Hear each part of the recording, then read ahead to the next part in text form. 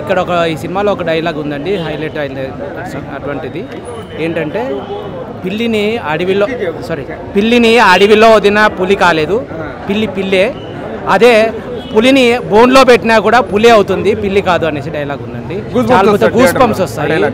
ఇంకొకటి ఏంటంటే దీని ద్వారా మాకు ఒక ప్రజల్లోకి ఏమని వెళ్ళింది అనిపిస్తుందంటే, ఇది ఈ సంవత్సరం 2024తో కాదు 2029 కూడా హ్యాట్రిక్తో జగన్ గెలుస్తాడని చెప్పగలను పక్కాగా.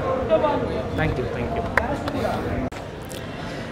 ఈరోజు బెనిఫిట్ షో చూడడం జరిగింది. సినిమా చాలా రియలిస్టిక్గా ఉంది, రియాలిటీకి చాలా దగ్గరగా ఉంది.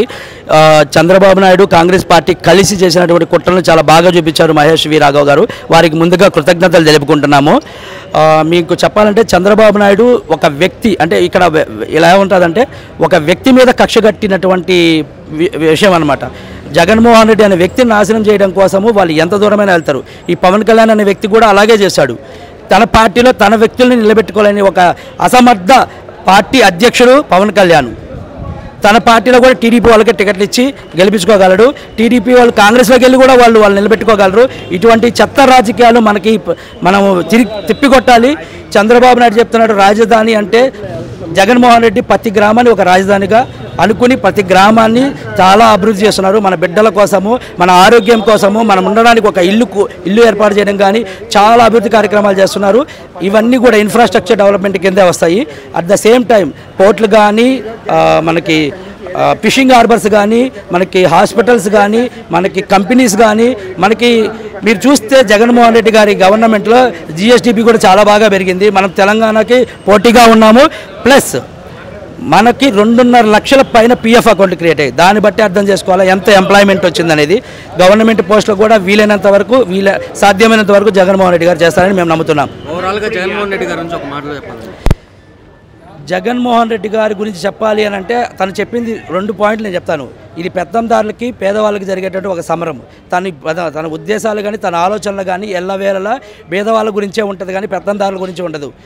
అట్ ద సేమ్ టైం మీకు నా యొక్క పరిపాలన నచ్చుంటే, నేను మీకు చేతనైన సహాయం చేసుంటే, నేను ప్రతి ఇంటికి మీ ఇంటికి నా సేవలు అంది ఉంటేనే మీరు నాకు ఓటేయండి అని చెప్పగల దమ్మున్న నాయకుడు ఈ దేశంలో రాజకీయ పార్టీల్లో ఒక్కడు జగన్మోహన్ రెడ్డి. ఈ సినిమా చాలా అంటే చాలా రియలిస్టిక్గా ఉంది. ఎక్కడ అతిశయోక్తి లేదు, ఎక్కడ ఎవరిని పెద్దగా కించపరిచింది కూడా లేదు. ఎగ్జాక్ట్ ఎట్లా జరిగింది, ఎలా జరిగింది దాన్ని మాత్రమే చూపించడం జరిగింది. యాత్ర వచ్చేసరికి మనకి రాజశేఖర రెడ్డి గారి నుంచి పూర్తి ఆయన ఎలా ముఖ్యమంత్రి వరకు వచ్చారు అనేది చూపించారు. ఆ తర్వాత రాజశేఖర రెడ్డి గారిని మనం కోల్పోయిన తర్వాత జగన్మోహన్ రెడ్డి గారు ఎన్ని స్ట్రగుల్స్ పడి చివరికి తను ఒక ముఖ్యమంత్రి పీఠంలో కూర్చొని ప్రజలకు ఎలా సేవ చేశాడనేది చూపించారు.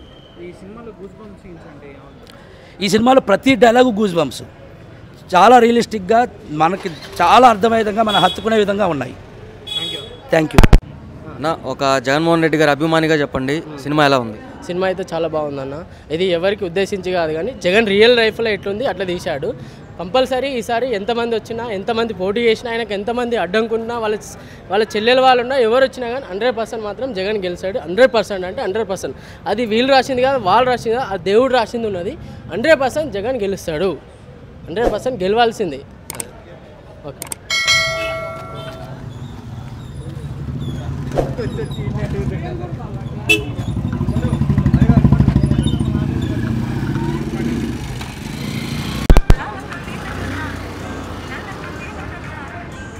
జగన్